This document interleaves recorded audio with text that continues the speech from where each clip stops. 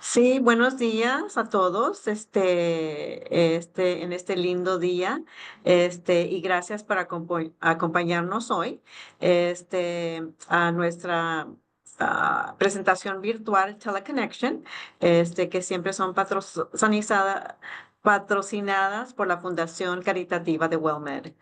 Yo soy Cindy Robles y estaré facilitando la sesión de hoy.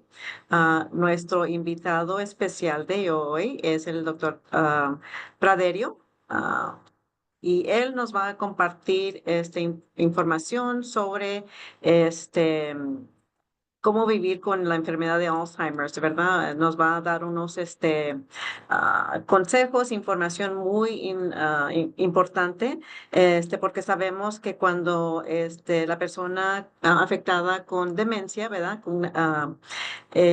Porque la condición siendo progresiva, ¿verdad? También crea angustia psicológica significativa.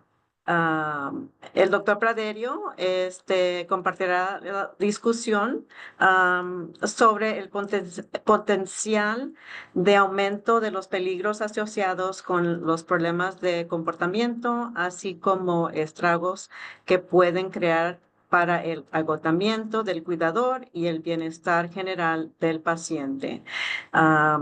Tenemos el honor a presentar a nuestro invitado y siempre agradecidos por su apoyo a nuestra fundación y programa Caregivers. El doctor Néstor Praderio, médico, nació y se creó en Argentina. Él se graduó de la Facultad de Medicina de la Universidad de La Plata y completó su residencia en psiquiatría en el programa afiliado con la Universidad de Yale en el Hospital Connecticut en Middletown, Connecticut. El doctor Praderio es un diplomático de la Asociación Americana de Psiquiatría y Neurología y de la Psiquiatría Geriátrica. Doctor Praderio es el fundador y presidente de Texas Face to Face, cara a cara, que es una organización sin fines de lucro localizada en Corpus Christi. El enfoque en su organización se enfoca en recursos y servicios de apoyo dirigidos hacia las familias impactadas por la enfermedad de Alzheimer.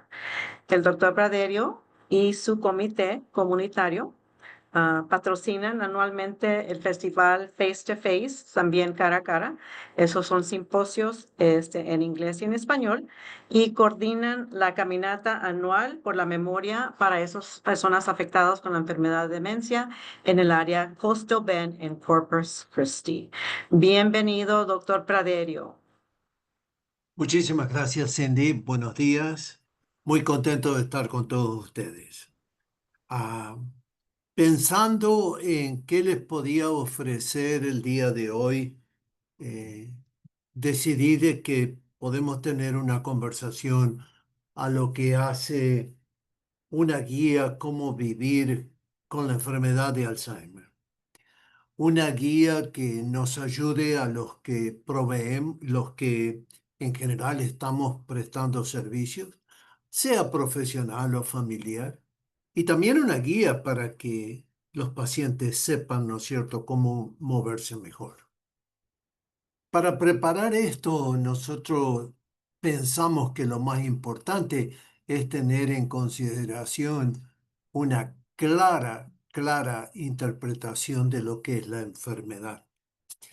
Eh, Repentinamente, cuando usted va a ser un cuidador, se encuentra con un trabajo que nunca lo prepararon para. Se encuentra con un trabajo que creyó que lo iba a mover emocionalmente solamente por prestar cuidados a su madre o a su padre, sin evaluar las consecuencias y las complicaciones que la enfermedad pone por delante. Repentinamente se transforma en una enfermera, en un cocinero, en la hija, el hijo, y se pierde en toda esta maraña de lo que es eh, proveer, ¿no es cierto?, servicios de cuidado. Nos pasa a los profesionales, a pesar de estar preparados para eso, y no duda de que los familiares sienten el impacto de todo esto.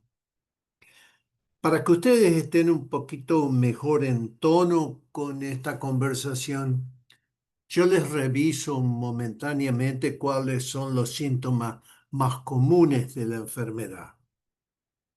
Se pierde la memoria. La memoria que se pierde es la memoria corta, que es lo que pasó hace 1 o 2 minutos, no lo que pasó hace 20 años. Tienen más dificultades en aprender nueva información. Les cuesta procesar, entender y aprender nueva información. Y uno de los factores asociados con esto es la pérdida de atención. Les cuesta mucho más concentrarse, así que es más difícil integrarle información para que ellos aprendan. Tienen dificultades en las habilidades de pensamiento, es decir, la velocidad en el pensamiento, la habilidad de pensar rápido disminuye, decrece en una forma bastante importante. Se pierden los conceptos que aprendimos en la vida acerca de juzgar y de hacer decisiones.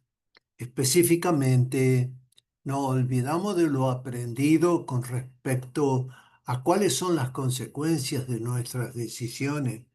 Por eso, pacientes con la enfermedad hacen decisiones bien rápidas, pierden el juicio en muchas de ellas y tienen un poco uso de la forma racional de pensar en que nosotros nos hemos creado. Aparecen los primeros síntomas de afesia.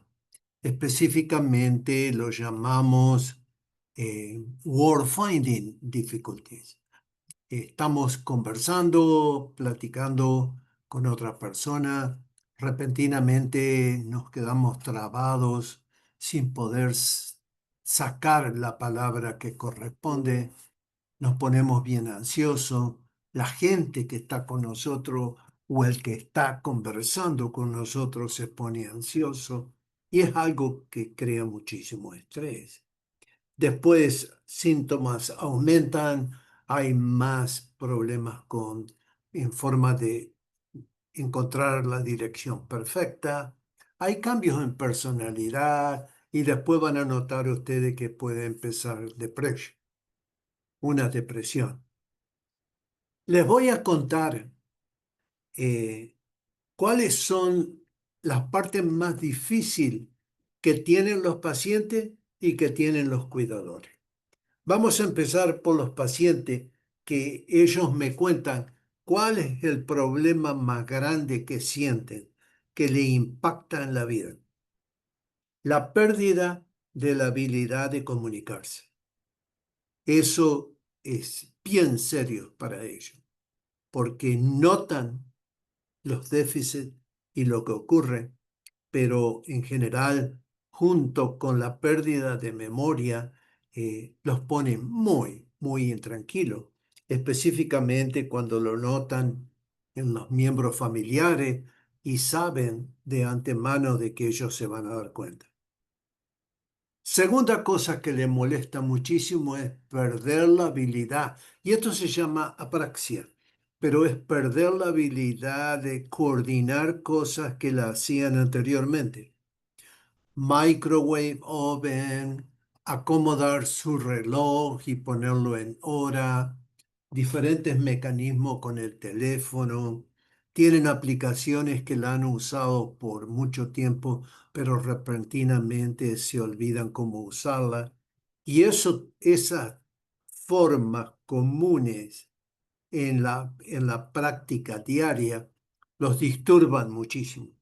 No hablan no se la cuentan a nadie, pero cuando yo pregunto y me intereso que me cuenten, se abren y me dicen cuán difícil es todo eso. La tercera cosa que los molesta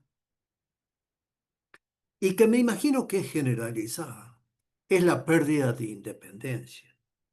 Algunos en una forma cotidiana en la casa porque le ponen más restricciones por miedo.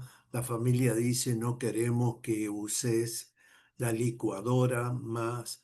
Mamá, no queremos que uses esto, solamente usa el microwave. No queremos que prendas la hornalla con el gas. Todas esas restricciones impactan en la independencia de una persona. Y para los que nos movilizamos, uno de los primeros factores que duele y impacta mucho es la inhabilidad, ¿no es cierto?, de poder usar tu medio de transporte. Vienen conversaciones en las que te dicen, no puedes manejar más. Y repentinamente una vida en la que te has pasado siempre haciendo eso, eh, y en general, yo me pongo a pensar, yo estoy viviendo en Texas. Yo no vivo en New York y voy a usar el Sideway. Yo vivo en Texas. Me sacás mi medio de transporte y bueno, Texas necesito un día y medio casi para atravesar Texas. Pero, es una cosa que te quita francamente las alas de tu poder de independencia. Es una cosa que te trastorna muchísimo y te deja totalmente aislado. Y después, otra de las cosas que le molestan, ¿no es cierto?, es darse cuenta que están perdiendo la memoria, pero que francamente no quieren hablarlo, porque si lo hablan, creen que la gente no le va a entender, o tienen miedo de que si lo hablan, se van a sentir marcados, separados y de otra forma. Ahora, vamos a hablar un poquito de lo que los problemas, lo más difícil, lo más duro para el caregiver. Bueno, el caregiver lo primero que dice es me pongo a cuidar pacientes que no siguen las instrucciones. Claro, si tú cuidas a un paciente con diabetes, con una amputation, con un stroke, previo stroke o con COPD, todos ellos conversan contigo. Te preguntan cómo está afuera, cómo está esto, qué vamos a comer, y tú le cuentas y leen el diario y hablan de política o hablan de sport. Pero cuando tú tienes un paciente con demencia, las restricciones son mayúsculas y el espacio que tenés de comunicación es mínimo. Y la respuesta a tus recomendaciones es mínima también. Segunda cosa que los cuidadores dicen es disturba un poco la forma en que repiten lo mismo y la forma en que preguntan la misma pregunta constantemente. Y ese es un factor de que no tienen memoria corta. Entonces se le da una respuesta, ellos no la encodan y no la graban en el cerebro y a los 2 minutos están preguntando lo mismo.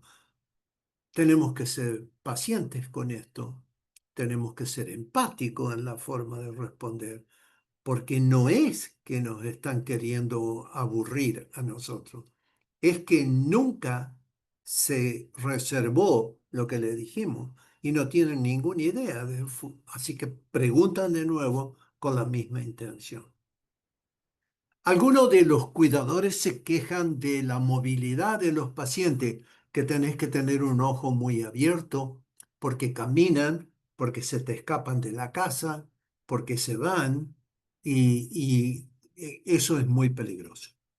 Hay que tener en cuenta que cuando se van de la casa se desorientan rápidamente, luego se pierden y tenemos la consecuencia de todo lo que puede pasar con alguien en la calle. Otros comentarios es que los pacientes pierden la inhibición de lo que hemos aprendido. Nosotros crecemos y tenemos una colección de recuerdos y experiencias y memorias que nos hacen coincidir con nuestra sociedad. Lo que la sociedad impone en el comportamiento, lo que es aceptado, lo que no aceptado. También nuestra memoria de quiénes somos, cómo nacemos, cómo nos criamos, cómo hacemos esto, cómo un varón orina parado en un baño público y una mujer se sienta en un toilet en un baño público. Todas esas cosas empiezan a desaparecer de la mente. Entonces se pierde la inhibición y las reglas implantadas en nosotros y las personas con demencia, específicamente en espacios públicos, empieza a mostrar comportamientos que son complicados. Les doy un ejemplo.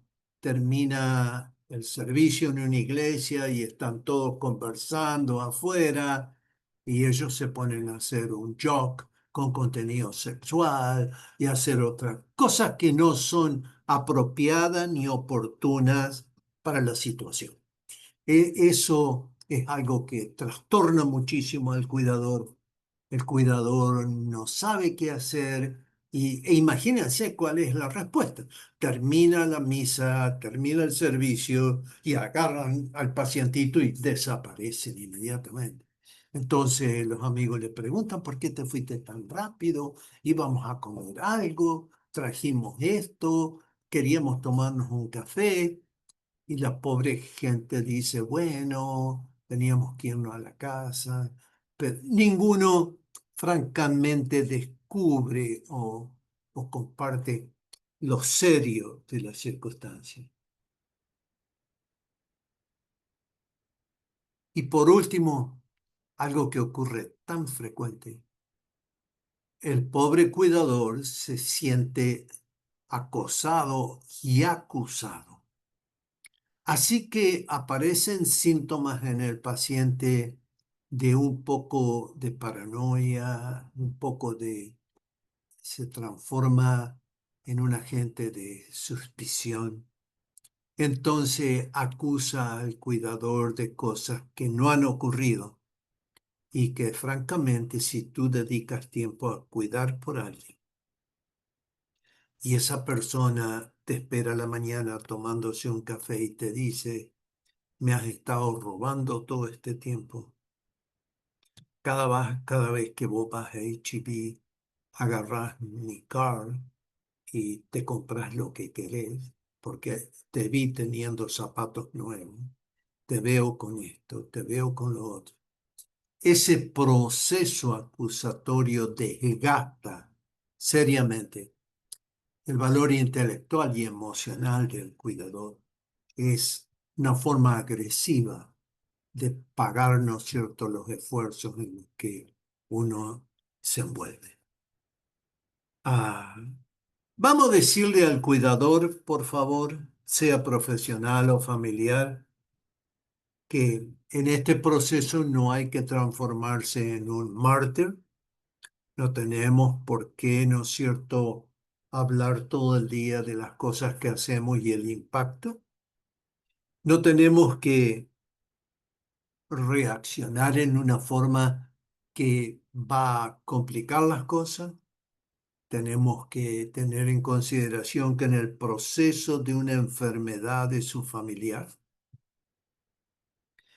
puede llevar años, algunas de las demencias son más rápidas que otras, pero que en ese proceso ocurren estados de la enfermedad que hay momentos que deben ser tratados profesionalmente con supervisiones de 24 horas, con placement en Assisted Living Unit, con placement en hogar de ancianos, en lugares como si fuesen nursing home también. Así que nuestra mente tiene que estar abierta a ese proceso, que no todo se derrumba como si nos cayésemos de un acantilado repentinamente. Tenemos que tener una visión más hacia el futuro. Y tenemos que reconocer que ponernos enojados, ponernos con estrés, con nerviosismo, con ansiedad y con sensaciones de guilt son todas normales. Ay, no se pongan en un rincón de su casa a pensar que ustedes son malos porque tienen esos sentimientos. Normal, bien normal, porque ocurre, porque francamente nos sentimos desorganizados, porque esperábamos un resultado que no lo obtuvimos, porque creíamos que nuestra familia en general, hermanos, hermanas, nos iban a ayudar más de lo que nos están ayudando. Porque creíamos que hermanas y familiares no nos iban a criticar tanto por lo que estoy haciendo. Que yo me siento como que hago lo mejor de mi vida y encima yo recibo críticas. Eh, todas esas cosas ocurren. Bien, ocurren esas cosas y hay que estar preparado para eso. Entonces, cuidadores, por favor, mantengan su physical condition buena, es necesario. Siéntanse fuertecitos. No dejen, por favor, de descansar lo apropiado, porque dormir es importante para recuperar su fuerza. Por favor, coman sano. Traten de balancear su dieta y al mismo tiempo hagan ejercicio, que eso les va a ayudar muchísimo. Y manténgase emocionalmente conectado. No trate de escapar a la circunstancia, de desconectarse con los amigos. Yo sé que es difícil, pero mantenga esa sensación de relación. Vamos a hablar un poquito de cómo se planea esto cuando usted se transforma en cuidadora. Hay dos o tres formas diferentes que yo he aprendido a través de los años. Una es que, por ejemplo, hace unos cuantos años que su madre o padre han estado viviendo con usted. Así que el proceso de entrar como cuidadora o empezar los servicios de cuidadora se hacen un poco más de continuidad con lo que ha estado viviendo, porque su madre vive con usted por los últimos 3 o 4 años, o su padre vive con usted por 3 o 4 años, y el proceso de la enfermedad comienza y están en la misma casa, y los chicos ya están acostumbrados, y los niños ya saben, y esa es una de las formas que ocurre algunas veces. La que yo creo que ocurre más comúnmente es que mamá o papá le pasó algo y yo voy a cuidarlo, pero yo muevo ellos a mi casa. Entonces, mamá y papá vivían en Chicago. Yo traigo a mamá con demencia, a papá con vejez, y los dos vienen a vivir a nuestra casa. Tengo hijo, tengo un esposo y trabajo, aunque sea pocas horas, pero todos los días. Y ese concepto, esa mezcla necesita un trabajo bueno desde el principio para no caer en disfunciones conceptuales, emocionales, de trabajo, de conflicto. Es un impacto que es más grande que decir la traigo mañana a los dos. Va a haber lugares de espacio, asignaciones, cambio de dinámica en la familia. En general, niños y adolescentes tienen muy poco entendimiento de lo que son déficits de factores cognitivos en la ancianidad. Y angelitos, no los culpemos, los tienen porque no se los enseñan, porque no se los integran, porque no hay verticality en las dimensiones de familia. La familia de los ancianos no comunican para arriba a la de los hijos, para arriba a la de los nietos, porque es más en la forma transversal. Nos quedamos callados, no decimos nada. Entonces mi nietita me ve con demencia y dice, el abuelo está bien enfermo, el abuelo está loco. Bueno, tenemos que corregir esas cosas. Tenemos que integrar en forma vertical el entendimiento de la enfermedad. Y si lo podemos integrar, la casa se va a acomodar mejor cuando usted los traiga. La última opción que también la veo es que usted deja su casa y se va a Chicago para vivir con sus padres. ¿Por qué? Bueno, primero quizás por ser soltera o capaz que está divorciada y hay casos de extremo sacrificio. Está casada con hijos y deciden y su esposo le ayuda a moverse a Chicago y a empezar otra vida para cuidar a sus padres. Y uno dice, pero qué complejo. La vida es compleja. Y pasan esas cosas y a muchísimas de esas a través de mis 30 años de trabajo, yo, yo francamente las bendigo porque son cosas preciosas que un ser humano hace por otro ser humano. No ha de haber cosas más lindas que tener padre, comunicarse, quererlo, conectarse. Y nos sentimos angustiados cuando no los tenemos, cuando se van. Algunos de nosotros los pierden antes que otros, pero esto de cuidar por ellos es un poco de nuestra deuda moral y espiritual de que lo que han hecho por nosotros. Hay memorias muy dulces y muy lindas y por eso yo no me extraño de eso. Bueno, eh, acá tenemos que ver especialmente qué es lo que vamos a hacer. Tenemos que estar seguros de que el lugar a donde vamos a proveer cuidado para nuestros queridos familiares o cuidado profesional es un lugar seguro. Siempre tenemos que tener a nuestro alcance eh, un paquete de intervenciones para tener, ¿no es cierto?, paquetes de ayuda médica con gasa, con Tylenol, con ibuprofen, with alcohol, with peroxide, everything that is necessary, including some bandage, eh, for any minor accident that occur, va a estar preparado. Si usted trajo sus hijos a la casa, o si usted fue a la casa de ellos, trate de minimizar, trate de que no haya, claro, ¿no es cierto? Muchas cosas desorganizadas, muchas cosas en un lugar, lugares pequeños con muchos muebles, sillas, mesas, porque son factores de distracción para ellos. Y además, cuando empiezan a caminar un poco desorganizado, todo ese material se interpone y crea un aumento en la posibilidad de caída.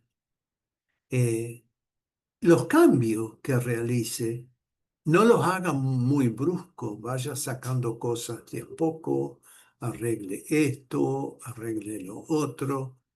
Por favor, no llene la casa de espejos, pocos espejos y material de reflexión, porque va a llegar el estado de demencia, específicamente al final del estado moderado de la demencia, en la que los pacientes van, se miran en esos lugares, no se reconocen, creen que alguien los está mirando, creen que alguien les va a hacer daño y quiebran los espejos, le pegan un zapatazo, le pegan con el puño, se lastiman y es una cosa que no.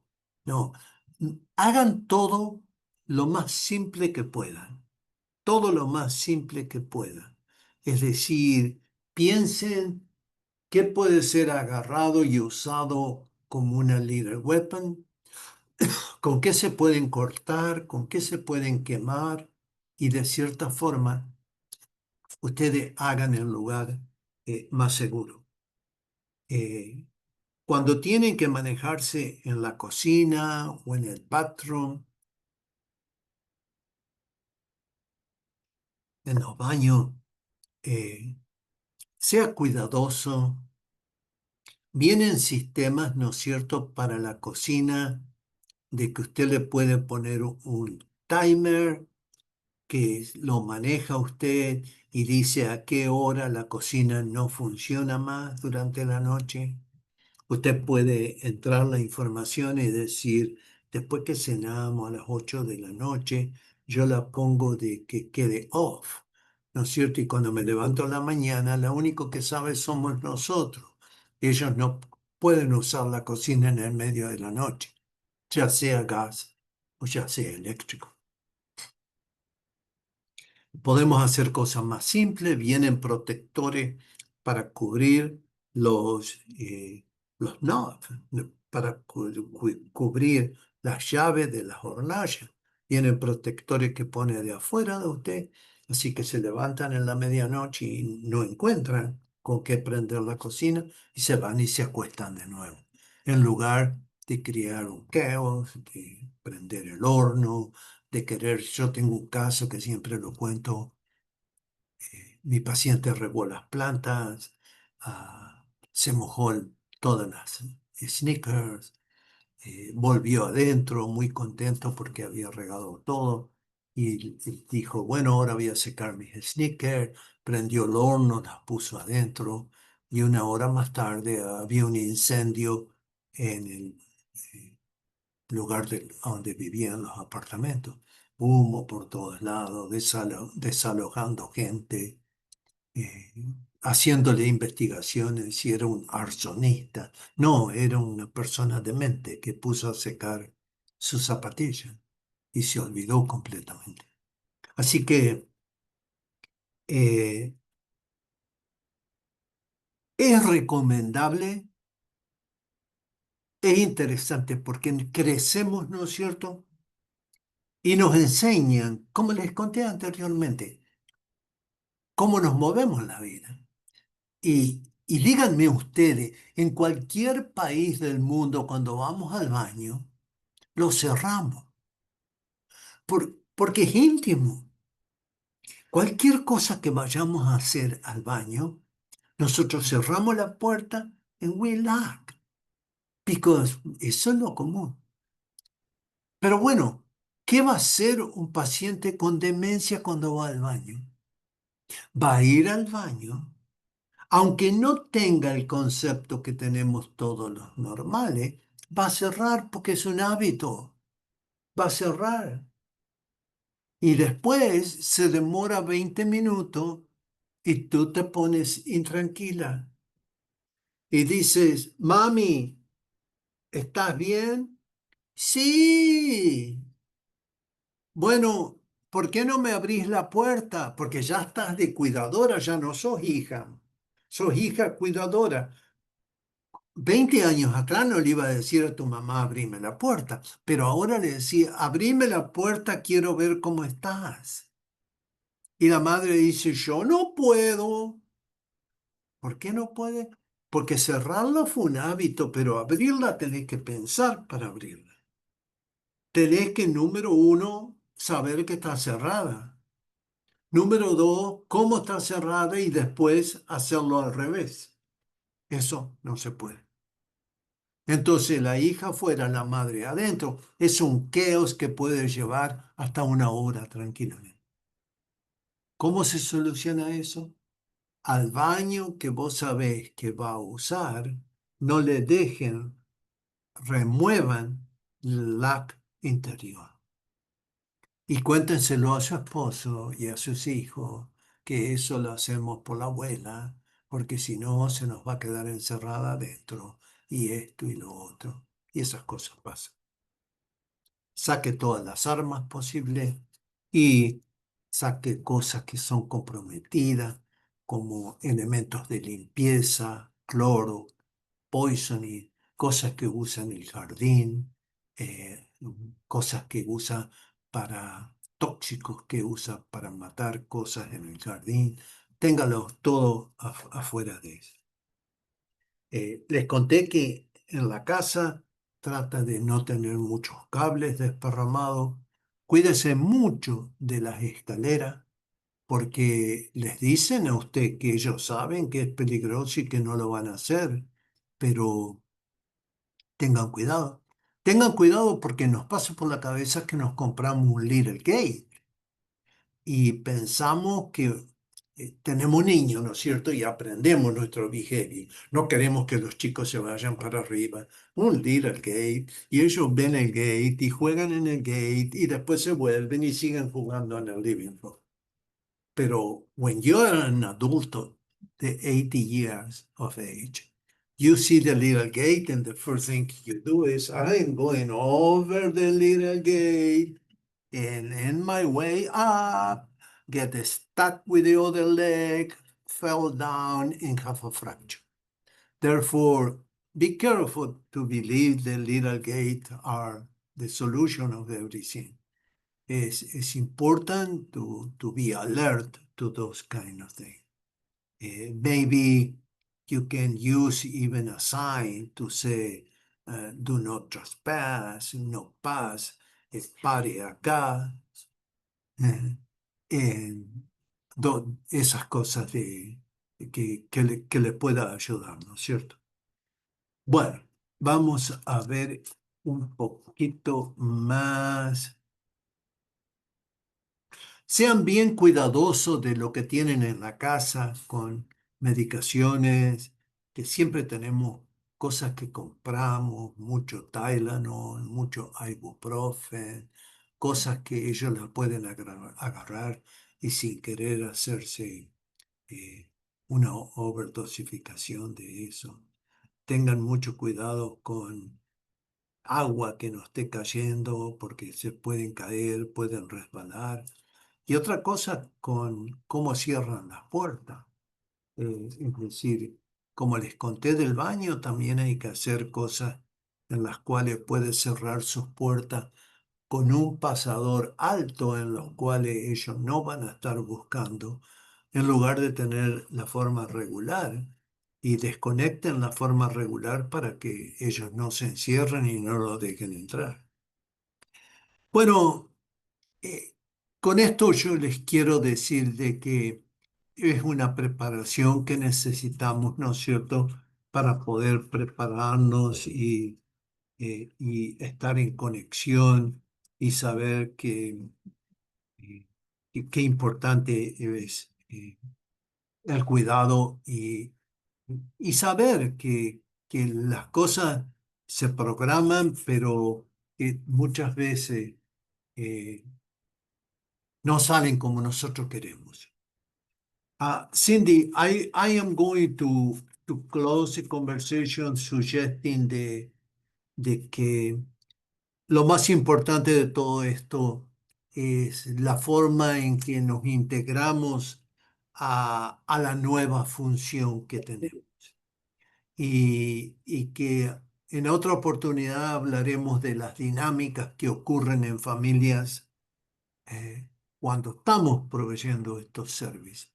Pero que de cualquier forma quise refrescarles un poco algunas de las cosas que pasan comúnmente y que a pesar de que sean simples, suenan como que no estamos preparados, que nadie nos dijo eso, que nadie nos preparó con esas cosas. Eso sí. Cindy, creo que estoy listo como para que entretener preguntas y ver qué le podemos contestar a todos los que están acá y les agradezco muchísimo. Les agradezco a todos los que se conectaron. Como siempre, Florida siempre conectado con nosotros. Nosotros tenemos, yo tengo una eh, reacción muy especial a la gente de Florida conectándose con WellMed y con Caregiver SOE. Thank you, Cindy. Sí, no a usted, doctor Prederio, como siempre, ¿verdad? Ustedes, la información, yo también estoy aprendiendo cada vez que lo escucho y de corazón, sí, muy agradecidos. Este, usted habló sobre, muchas cosas, ¿verdad? Que podemos hacer, para apoyar y seguir, cuidando, ¿verdad? Tomando la seguridad de nuestro paciente en mente, todo lo que podemos hacer, porque como dice usted, esta enfermedad es una que no estamos, preparados muchas veces, ¿verdad? Entonces también reconocemos la importancia de tener, personas que nos acompañen a estas sesiones virtuales, ¿verdad?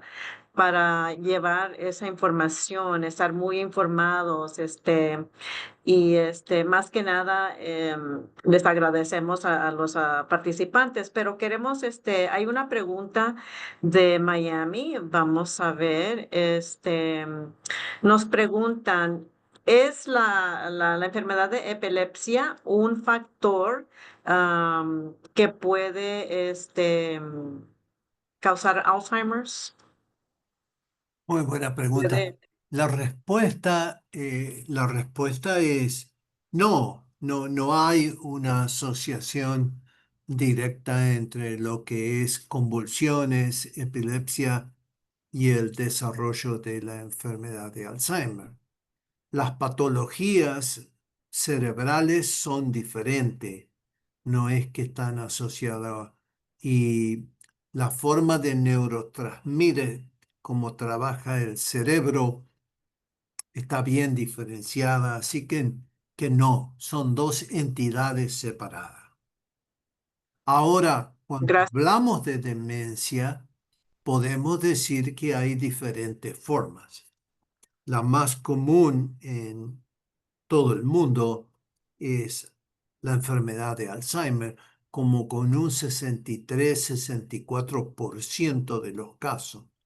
Pero después hay demencia vascular, demencia de Parkinson, de alcohol, demencia, hay demencia de HIV, hay demencia de trauma, hay una llamada Lewy body demencia, many demencias que se clasifican para el tipo.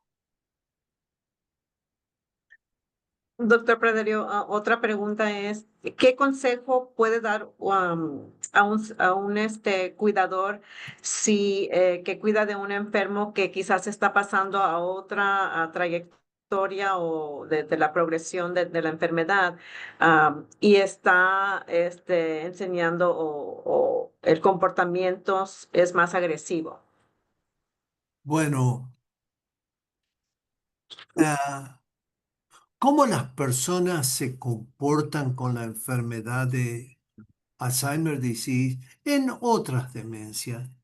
Ocurre en la forma de que la persona va decayendo con la funcionalidad a través de la enfermedad y aparecen behaviors que son más inapropiados para nosotros, que ni siquiera los esperábamos.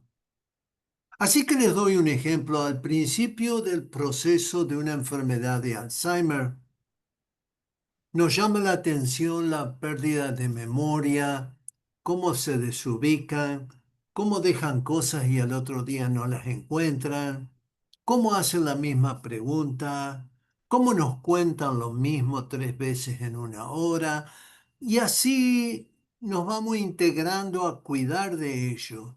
Y después, cómo pierden el apetito, y después, cómo se levantan de noche, caminan y andan tocando todo, incluido van al refrigerador y comen cosas. Y así sigue hasta que un día, ¿no es cierto?, nos dicen cosas. Le dice a la esposa, yo no creo que vos vas a HIV, yo creo que vos tenés un novio. Y sabes qué, yo quiero ir con vos todas las veces que vos vas a HIV. Y sabes qué, yo quiero estar segura que me mostres todos los números porque creo que me están sacando dinero. Y así empiezan a escalar las cosas y se transforman en un comportamiento agitado o agresivo, a tal punto de que personalmente pueden tratar de pegarle a la esposa o de hacer cosas o de llevarse un cuchillo y ponerlo abajo de la almohada o buscar un martillo en el garage y tenerlo en la mesa por si alguien quiere atacarlo. Y ahí es cuando necesitamos, ¿no es cierto?, compartir todo eso rápidamente para recibir ayuda. Y la ayuda al principio es más corrigiendo el behavior. Cuando más avanzado está el proceso, se puede necesitar medicación. Y cuando más avanzado está el proceso, hasta hay que hospitalizarlo para poder estabilizarlo. Pero es uno de los dolores de cabeza. Hay demencias que son más agresivas que otras, pero en general ese es el proceso. La curva de caída de las facultades de la persona viene asociada con una que se cruce y se eleva, que es los behaviors que son destructivos y agresivos. Menos functionality del hombre o la mujer, más behaviors inapropiados. Gracias, doctor Praderio. Y ya nos estamos acercando al fin de nuestra